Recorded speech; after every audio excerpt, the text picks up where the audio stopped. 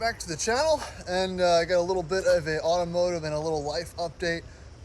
First video we're making after the birth of my son.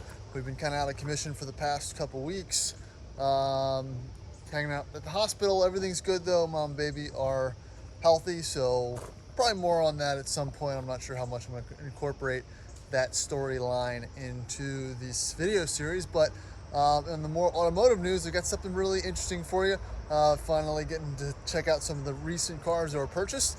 And here's the first one. Today, I've got not one, but two 911s in the driveway, which is pretty exciting, you know, and it's kind of gotten to the point where, you know, a Cabriolet 996 regular, I guess not so much base model. They did not have an S back in 2002 when this one was made. It is a pretty exciting car, and I am excited for it. And again, as time goes on, they become more interesting models. And the 996 really grows on you. It's kind of it's an odd one, especially growing up in the era where these were the 911. So let's dive into this particular car. All right, so yeah, I've got it positioned perfectly to kind of show the differences between the 997 and the 996. So this is a 2002 Porsche C2 Cabriolet 6-speed 996.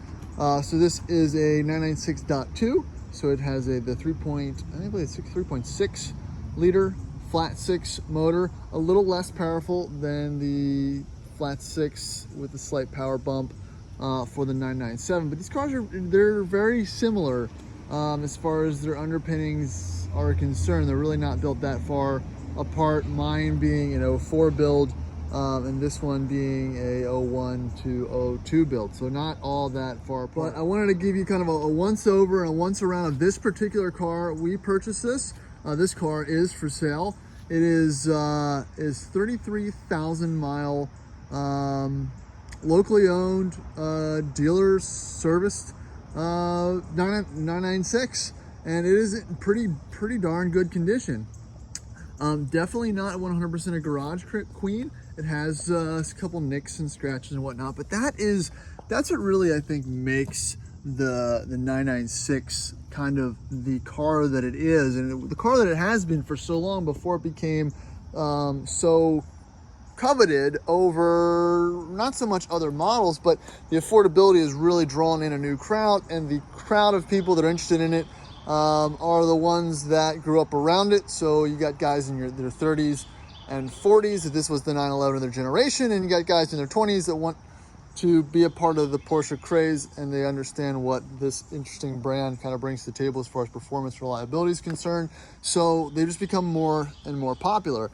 And this in a cab is not really my thing, but this particular one, you can't beat a low mileage car as far as how it drives, how it feels, and everything that's involved with that. You know, you can't substitute that part of the car. But let me go through what we have going on here. We've got some Michelin Pilot Sport tires. They probably have 2,000 miles on them. They're a couple years old.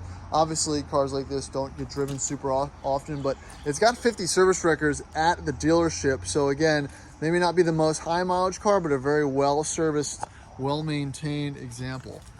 So yeah, again, a couple, normal stuff. So a little bit of curb rash on one of the wheels, but the paint and everything looks good. We're gonna go right now. I'm gonna clean it up, wash it, clean up the interior, and do a slight before and after, and then take it for a drive. I'm not going to really probably document me cleaning it out, just because I don't find that super easy to film or interesting. So yeah, gray interior, not my favorite, but it works. It's definitely comfortable. It's definitely pretty clean, and again, a nice example.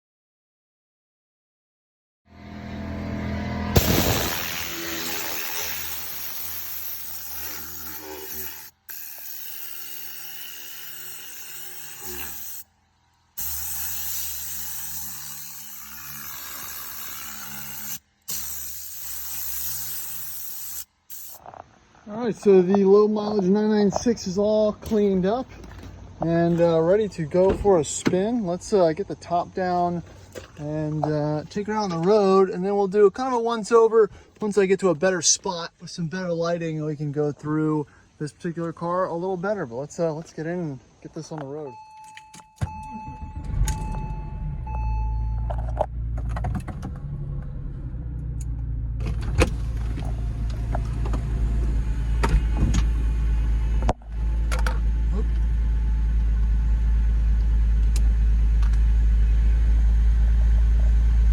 Pretty quick.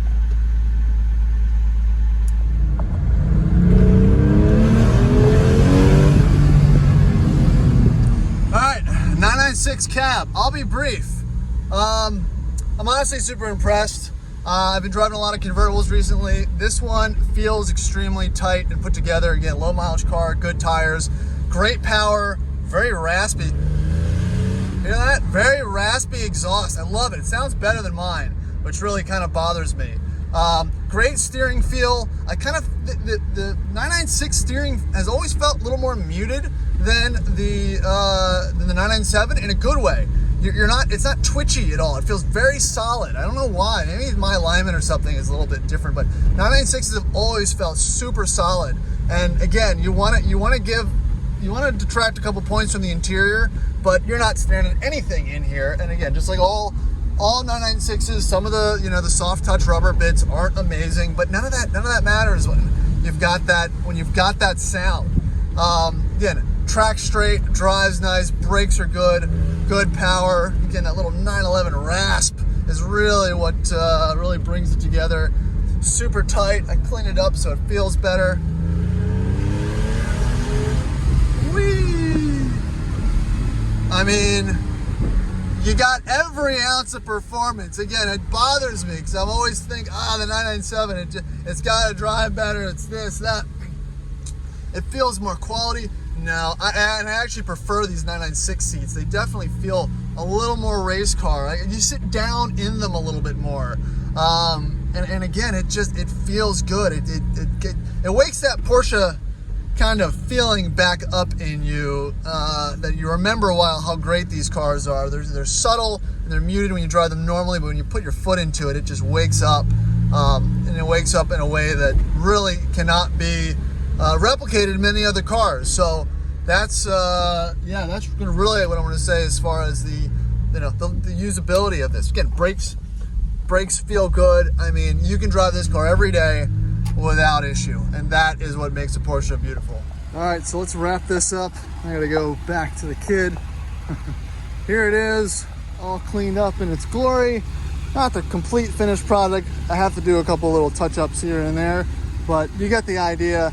33,000 miles, just a great car. I think I'm gonna price this around $31,000, $32,000.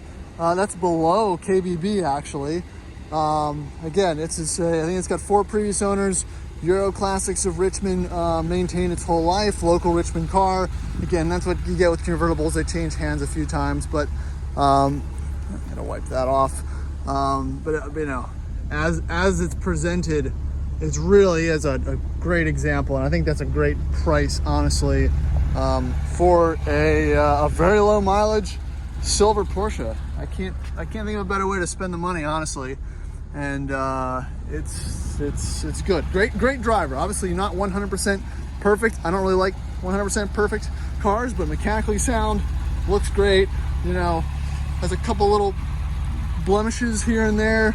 There's a little curb on the wheel, blah, blah, blah. Normal stuff. This car's shit. It's 20 years old at this point. So it's exactly, again, if you're looking to get into Porsche, if you're looking to get something fun and sporty, let me know, shoot me an email.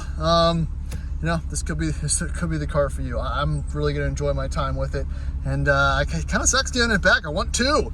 I got the bug. So thanks for watching. Appreciate all the support on the channel. I'll try to get some more videos out eventually, but they'll be kind of here and there. I've got another human and another mouth to feed here. So again, I really appreciate the support in the comments. Again, if you're interested in this car, reach out. Thank you for watching.